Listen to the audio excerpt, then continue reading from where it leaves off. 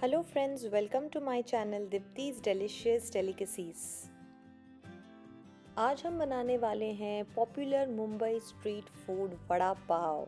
ये मुंबई में ही नहीं पूरे महाराष्ट्र में पॉपुलर है, हर जगह आपको मिल जाएगा और सभी को इसे खाना भी बहुत अच्छा लगता है। बहुत ही टेस्टी लगता है इसको खाने में और इसे बनाना भी बहुत ही आसान है। अगर आप मेरे चैनल पर नए हैं तो अभी सब्सक्राइब कीजिए और बेल आइकन को भी क्लिक कीजिए। तो चलिए शुरू करते हैं इसे बनाना। सबसे पहले हम वड़ा बनाने की तैयारी करेंगे। तो एक पैन में हम डालेंगे तेल। जब तेल थोड़ा गर्म हो जाए हम इसमें डालेंगे राई, फिर डालेंगे उड़द दाल, हींग, अदरक जिसे मैंने ग्रेट कर लिया है और करी पत्ता। इसे हम कुछ सेकंड्स के लिए फ्राई कर लेंगे, बस अदरक का कच्चापन निकल जाए उतना ही। अब इसमें डालेंगे हरी मिर्च और इसे भी थोड़ा सा फ्राई कर लेंगे। अब इसमें डालेंगे हल्दी, थोड़ा सा मिला लेंगे तेल में। फिर इसमें डालेंगे बॉईल किए हुए आलू, इसे थोड़ा सा मिक्स कर लेंगे।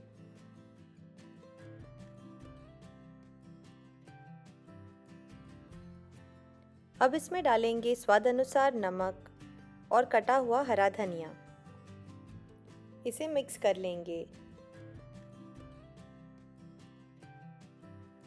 अब एक मैशर ले लेंगे और इससे अच्छी तरह से इसे मैश कर लेंगे। आप चाहें तो मैश्ड पोटैटोज भी डायरेक्टली ऐड कर सकते हैं।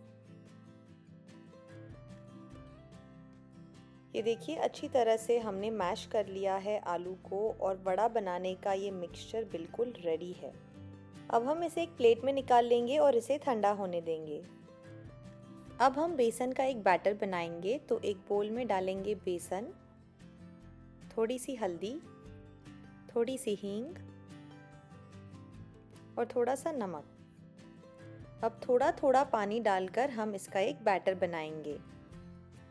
अच्छी तरह से इसे मिक्स करेंगे थोड़ा थोड़ा पानी डालकर, ताकि इसमें कोई लम्स ना हो। ये देखिए अच्छी तरह से हमने इसे मिला लिया है और ये इसकी कंसिस्टेंसी है।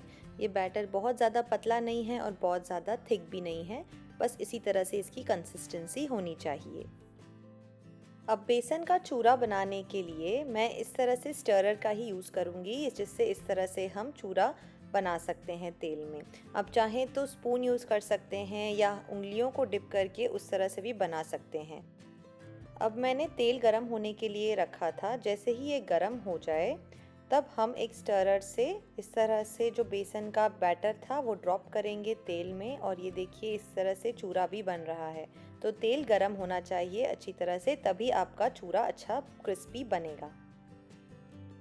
अब इसे तब तक फ्राई करेंगे जब तक कि ये हल्का सा गोल्डन ब्राउन ना हो जाए, क्रिस्पी ना हो जाए।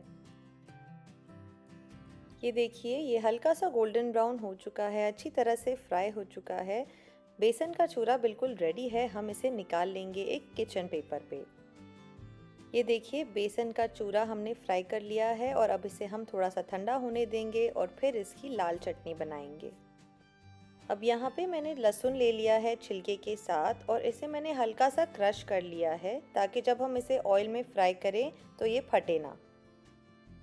अब मीडियम हॉट ऑयल में हम लहसुन को इस तरह से फ्राई कर लेंगे जब तक कि ये हल्का सा गोल्डन ब्राउन ना हो जाए।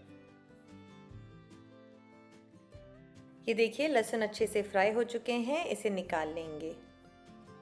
अब यहाँ पे मैंने हरी मिर्च ली है जिसे हम तेल में तलेंगे, लेकिन उससे पहले हमें इसे बीच में से स्लिट करना है, नहीं तो ये तेल में फट सकती है और डेंजरस हो सकता है। तो इसीलिए एक नाइफ से हम बीच में से इस तरह से इसे थोड़ा सा स्लिट कर लेंगे। इससे जब हम इसे तलेंगे तेल में तो ये फटेगी नहीं। अब चारों हरी मिर्च को हमने बीच में से स्लिट कर लिया है और अब हम इसे मीडियम हॉट ऑयल में फ्राई करेंगे। ये देखिए हरी मिर्च फ्राई हो चुकी है। अब इसे निकाल लेंगे एक प्लेट में। अब गरम गरम हरी मिर्च पर ही हम डालेंगे थोड़ा सा चुटकी भर नमक, ताकि अच्छी तरह से ये नमक कोट हो जाए इस पर। अब हम बनाएंगे बटाटा वड़ा। तो ये मिक्सचर ठंडा हो चुका है और अब हम थोड़ा सा मिक्सचर हाथ में ले लेंगे और इसे इस तरह से राउंड शेप दे देंगे, वड़े का शेप दे देंगे।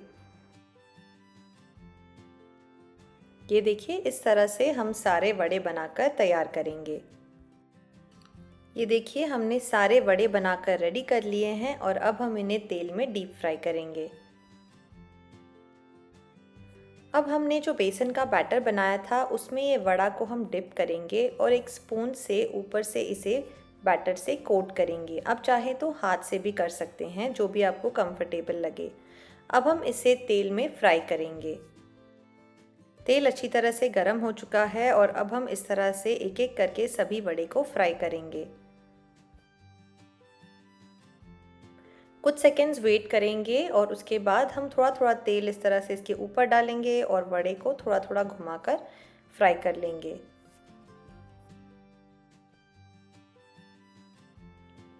ये देखिए, हमारे वड़े अच्छी तरह से फ्राई हो चुके हैं, हल्के से गोल्डन ब्राउन हो चुके हैं। बहुत ज़्यादा फ्राई नहीं करना है, बस अगर आपका तेल मीडियम हॉट हो, अच्छी तरह से गर्म हो, तो जल्दी से ये फ्राई हो जाते हैं। तो अब हम इन्हें निकाल लेंगे किचन पेपर पे।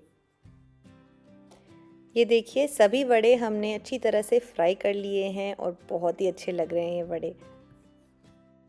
अब हम लाल चटनी बनाएंगे, तो एक मिक्सर जार में ये बेसन का चूरा डाल देंगे। ये ठंडा हो चुका है। फिर इसमें डालेंगे ये फ्राई किए हुए लहसुन।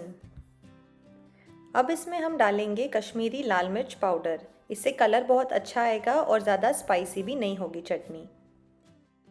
अब हम इसमें थोड़ा सा नमक डालेंगे। ध्यान रखिए कि हमने नमक बेसन के चूरे में भी डाला हुआ है, तो इसीलिए थोड़ा सा कम डालेंगे। अब हम इसमें बिना पानी डाले इसे पीस लेंगे। इसे दरदरा पीसना है, इसका टेक्सचर कोर्स होना चाहिए।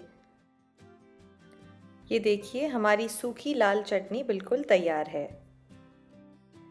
अब यहाँ पे हम हरी धनिया की चटनी यूज़ करने वाले हैं, जिसका लिंक मैंने डिस्क्रिप्शन बॉक्स में दे दिया है। अब चाहें तो चेक कर सकते हैं। अब सभी चीज़ें रेडी हैं, तो चलिए हम असेंबल करते हैं वड़ा पाव। तो यहाँ पे मैंने ये पाव ले लिया है और इसे बीच में से नाइफ से थोड़ा सा कट कर लिया है। अब अंदर से दोनों तरफ से हम इस पर लगाएंगे हरी चटनी। चटनी अच्छी तरह से हमें लगाना है, इसका बहुत अच्छा फ्लेवर आता है जब हम वड़ा पाव खाते हैं।